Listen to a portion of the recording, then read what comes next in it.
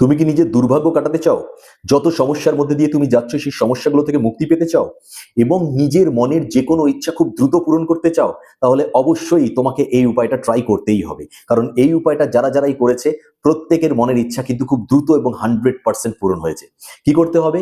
শুক্রবার দিন যে কোনো একটা দোকানে যাবে যেখানে তালা চাবি কিনতে পাওয়া যায়, সেখান থেকে এক দামে একটা তালা চাবি কিনবে, কিন্তু তালাটা খুলছে কি খুলছে না সেটা ট্রাই করে একদম দেখবে না।